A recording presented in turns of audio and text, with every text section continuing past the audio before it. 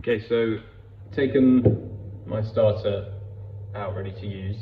I took this out the fridge a few days ago so I could use it today. So it's about 3 days ago.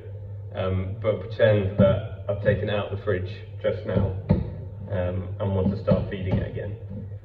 If you've had it in the fridge for quite a long time, the top of your starter will have black stuff on it, which is alcohol, which you can just pour away. Don't stir it back in, just pour it down the sink.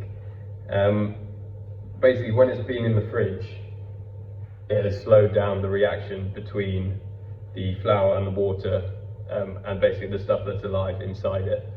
Putting it in the fridge doesn't stop it completely, it just means it's slowing down. So the longer it's in the fridge, the worse and worse it'll be getting because it's not being fed. But it just means it's going to take a longer time to get bad than if it was on the counter surface at room temperature.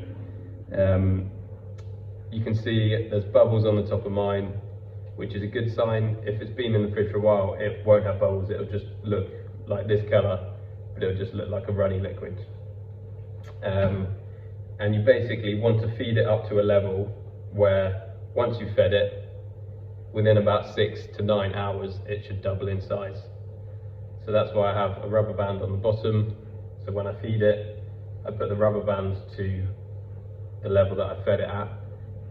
And when the starter has risen to above that rubber band, I know that it's healthy and ready to use. You can also do something called the float test to test if your starter's ready to use. So you just basically take a teaspoon, put it in some warm water, and if your starter floats, that's when it's a good sign that it's healthy and ready to use. I would also say that you can feed it more often than once a day. It's just about getting it as much food as possible and making it as healthy as possible. So, for example, when I take this out the fridge, I fed it straight away at night time. I fed it the next morning, and then I fed it that evening. So essentially I fed it 3 times in the space of 24 hours. So you just want to feed it as much as you can to get it healthy. And you'll know when it's healthy because it's bubbly, it's airy, it rises. And yeah, that's about it. So back to how you feed it, I've got this amount here, and I don't need this much, so I'm going to pour away an amount just down the sink until there's maybe about that much left at the bottom. So I'll do that now.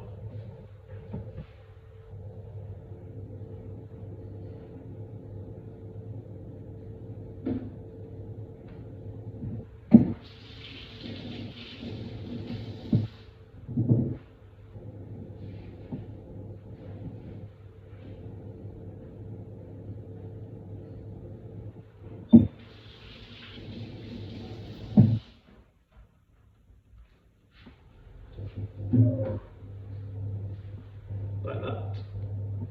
And on your jar, I think I wrote the jar weight. So my jar weight is 100 grams, and I want to know how much starter is in here now before I feed it. So I've weighed everything together, and that says 215 grams. So if the jar is 100 grams, then there's 115 grams of starter in there now to be fed. And the best way to do it is just to feed your starter the same amount of water and plain flour. So because there's 115 grams of starter in there, I'll feed it 115 grams of water and 115 grams flour. It doesn't need to be the same weight every single time. So tomorrow I might pour some away and I'll have 150 grams of starter in there. Then I'll just feed it 150 grams of water, 150 grams of flour. It doesn't really matter, just as long as you're feeding it the right amount. So that's 115. 0 scales and put in 115 of water. And it's important your water is warm, not too hot, not too cold. If it's too hot, it will kill the starter. If it's too cold, there won't be enough heat in there to really do anything and feed it properly. So I pour the water in first, stir it with a spatula, get all the sides down.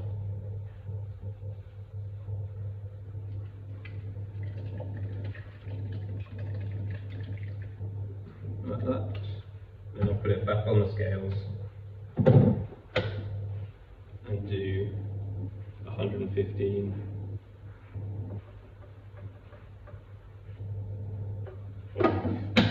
Clean flour.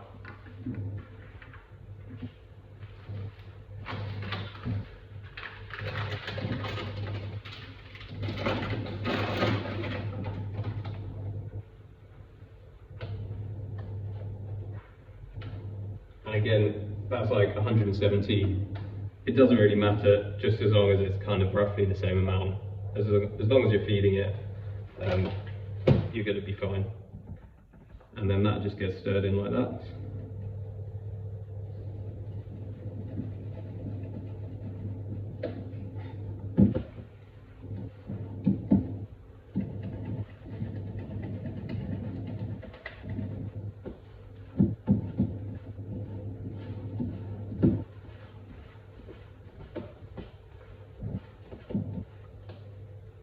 Okay, so that's all mixed in. And then I'll just put my lid back on and put my rubber band to the level that it's at now. And then this afternoon it should be way up here, up there. You also, so obviously you're feeding it to make it healthy before you use it.